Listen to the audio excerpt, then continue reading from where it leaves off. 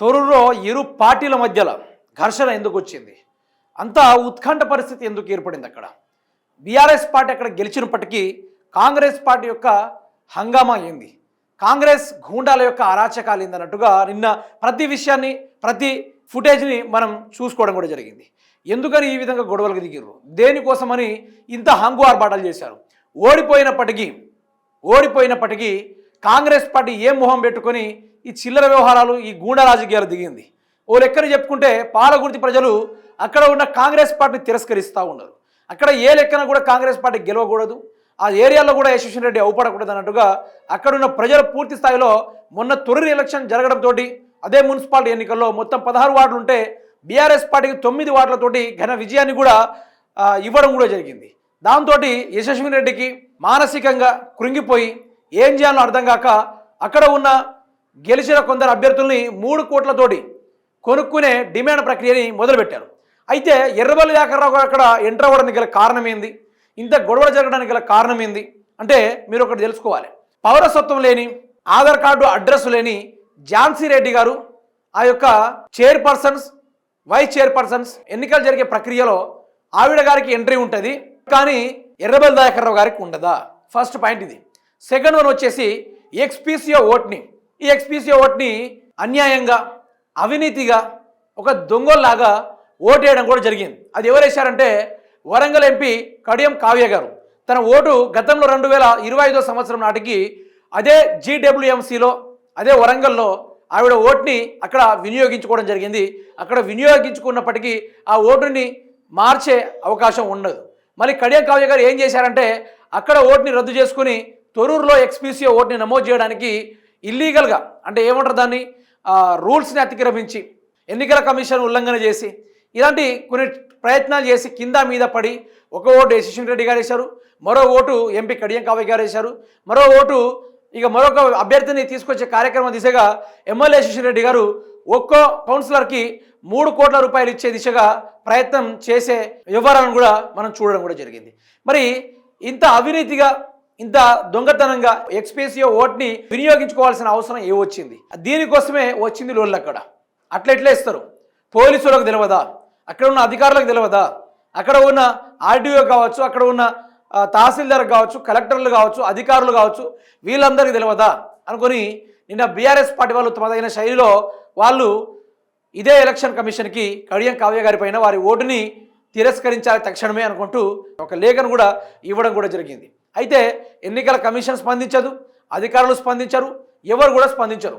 ఇప్పుడు గెలిచే దిక్కు లేక, గెలిచే మొహం లేక, చేసింది చూపుకోలేక, 6 గ్యారెంటీలు అమలు కాక, రాష్ట్రంలో రైతు బంధు రాక, నిరుద్యోగులకు ఉద్యోగాలు లేక, నిరుద్యోగ భృతి కింద 4000 రాక, ఆసరా పింఛన్ లేక, ఈరోజు మున్సిపాలిటీ డెవలప్మెంట్ లేక, గ్రామ పంచాయతీ డెవలప్మెంట్ లేక, ఈరోజు నియోజకవర్గాల అభివృద్ధి లేక బోసిపోయినట్టుగా అవపడతా ఉంటే ఆ యొక్క వ్యవహారాలన్నింటినీ దూరంగా ఉండి మాట్లాడితే అమెరికా పోయే ఆ యొక్క వాతావరణంలో వండుకుంటూ ప్రజలను గాలికి వదిలేసిన అదే యశస్వి రెడ్డి గారు ఈరోజు రాజకీయ చతురత, అంటే పెద్దగా రాజకీయ చతురత అంటే రాజకీయాల ఉద్దండులు, పండితులు, కవులు అట్లాంటివి కాదు.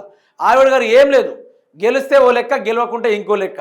మేము ఓడిపోయాం, ప్రజలు చీయని మమ్మల్ని దూరం పెట్టేసిర్రు, అయినా కూడా మేము దగ్గం, డబ్బులు ఇచ్చైనా కొనుక్కుంటాం.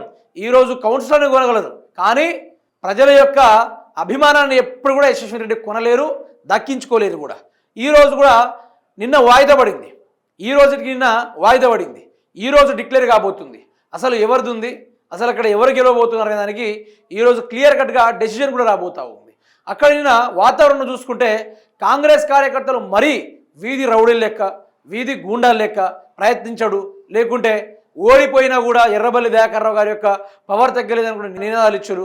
ఇవంటి చాలా వరకు జరిగినప్పటికీ మరి ఏ అర్హత లేని ఓటర్ ఐడి ఏది లేని వాళ్ళకి లోపలు ఉంటారు. ఎక్స్పీసీఓ చల్లని ఓటునేమో కడియం కావ్య గారు ఓటేయడానికి వస్తారు. గేను జరిగినప్పుడు, ఇంత ఇల్లీగల్ జరిగినప్పుడు, ఇంత అన్యాయం చోటు చేసుకున్నప్పుడు మరి గెలిచిన ఆయన ఏ విధంగా ఊకోడు కదా. ఈరోజు ఎట్టి పరిస్థితుల తొర్రూరు నియోజకవర్గంలో బీఆర్ఎస్ జెండా పార్టీ తీరుతాం, లేకుంటే ఎక్కడి దాకా అంటే అక్కడి దాకా పోవడానికి సిద్ధమని ఎర్రబల్లి దయాకర్రావు గారు నిన్న వార్నింగ్ కూడా ఇవ్వడం జరిగింది. అదే విషయంలో పోలీసుల యొక్క అత్యుత్సాహం, కాంగ్రెస్ గూండాల యొక్క అరాచకాన్ని కూడా మనం చూడొచ్చు.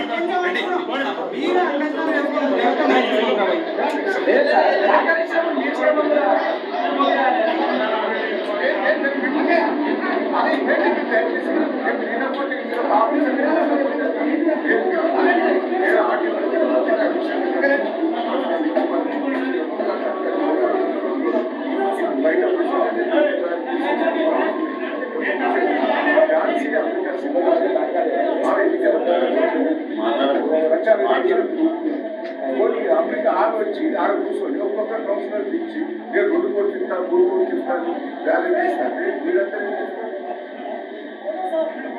నేను చెప్పిన తర్వాత ఎలాగొంటే మీకు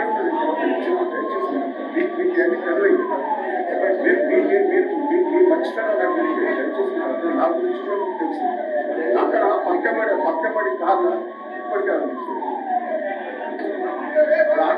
మీకు కావాల్సి చూపెట్టండి మీరు మాట్లాడండి.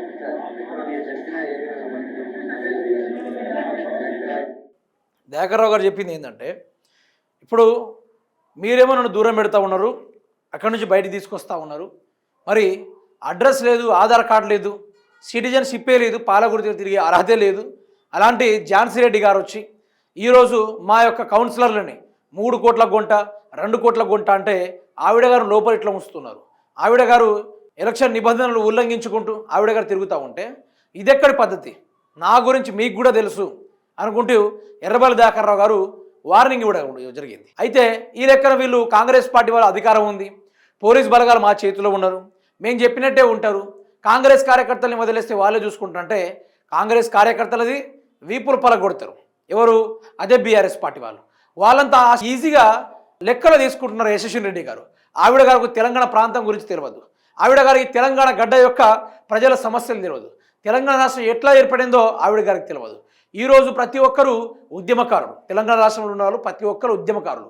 ఈరోజు కొంత గూండాలను తయారు చేసుకుంటూ కాంగ్రెస్ పార్టీలో తిప్పుకుంటూ ఈరోజు ఇంత అరాచకాలు సృష్టిస్తున్న అదే మేడం గారికి ఒకటే చెప్తా ఉన్నాం, ఈరోజు అధికారం మీద ఉండొచ్చు, ఈరోజు మీరు అన్యాయం చేయొచ్చు, ఈరోజు మీరు అక్రమాలు చేయొచ్చు, ఎన్నైనా చేయొచ్చు, కానీ ఒక రోజు వస్తుంది, ఆ రోజు నాడు ఒక ఓటు కూడా మీకు పడదు, ఆ రోజు నాడు ఏ ప్రజలు కూడా మిమ్మల్ని దగ్గర రానియరు, ఏ ప్రజలు కూడా మిమ్మల్ని అభినందించరు, ఏ ఒక్కరు కూడా గౌరవించరు, ఏ ఒక్కరు కూడా మిమ్మల్ని ఓటుకు కూడా వేయడానికి కూడా సిద్ధంగా ఉండరు.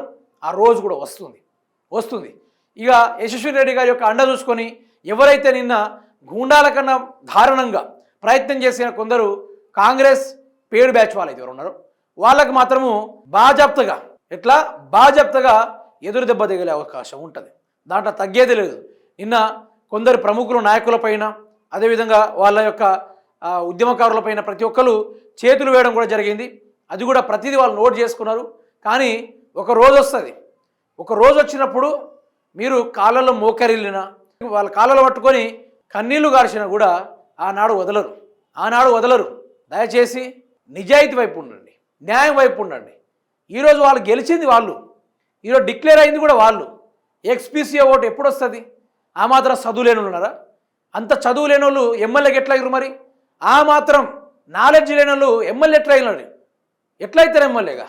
ఎక్స్పీసీఏ ఓటుని ఎప్పుడు వినియోగించుకోవాలి? ఒక నెల ముందు ఇటు ఓటుని అమలు చేసే కార్యక్రమాలు చేసుకోవాల్సింది పోయి చెల్లని ఎక్స్పీసీఏ ఓటుని వేయించడానికి కడియం కావ్య గారు వస్తారా? కడియం కావ్య గారు ఎవరు? మీరెవరు? గెలిచిందే దిక్కు. మీ నియోజకవర్గాల్లో మీకేమైనా సోయి ఉందా? సరే, మీరు కొన్ని ఊర్లలో తిరిగితే, కొన్ని ఏరియాలో తిరిగితే మీ మొహాలు ఎవరికైనా తెలుసా? ఎవరు కూడా తెలియదు, ఎవరికి తెలియదు. ఈ పరిపాలన అట్లుంటుంది. ఈరోజు వెనుకొండి మొత్తం ఝాన్సీ రెడ్డి నడుపుతున్నారు కదా, కానీ ఆ రోజు వచ్చినప్పుడు ఎవ్వరు ఉండరు. ఏందా రోజు అని మీకు అనిపించవచ్చు. ఒక రోజు వస్తుంది, వద్దనకుండా వస్తుంది, కాదనకుండా వస్తుంది. మీరు ఎటు పరిగెత్తాలో ఒక రూట్ మాత్రమే ఎంచుకోవాలి.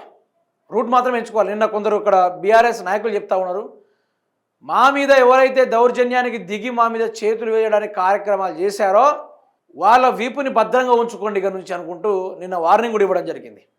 అనవసరంగా ఈ విషపూరిత రాజకీయాలని తిరలేపుడైంది, దీన్ని యశస్విని రెడ్డి గారు ప్రేరేపించుడైంది.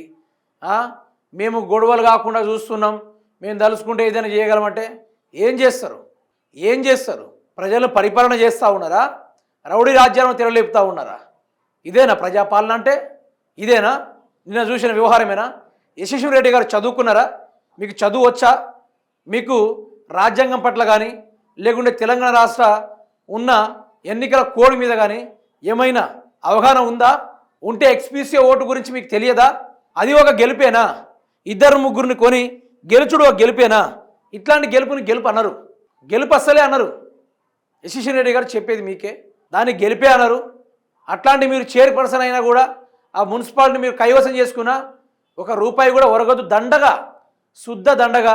మీతోటి ఏది కాదని ప్రజలు తేల్చి చెప్పేశారు కదా, మొహం మీదనే చెప్పారు కదా. నువ్వు మాకొద్దు, నీ మనుషులే వద్దనుకుంటూ మొహం మీదే చెప్పేశారు ప్రజలు. చెప్పినప్పటికి కూడా దాని మీద కైవసం చేసుకుంటే ఆడ మీరు ఎన్ని కైవసాలు చేసుకున్నా ఎట్టి పరిస్థితుల్లో జెండా పార్టీ మాత్రం అక్కడ బీఆర్ఎస్ఏ, దాంట్లో తగ్గేదే లేదు.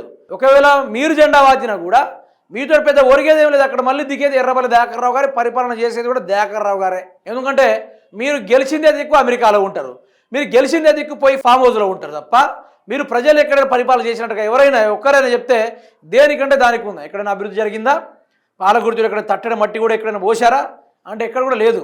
ఇది ఒకటే, జెండా పాతుతుర్రు, అదొక్కడే ఫిక్స్ అయిపోండ్రి, బరాబర్గా బాగా చెప్తాగా పాతుతుర్రు.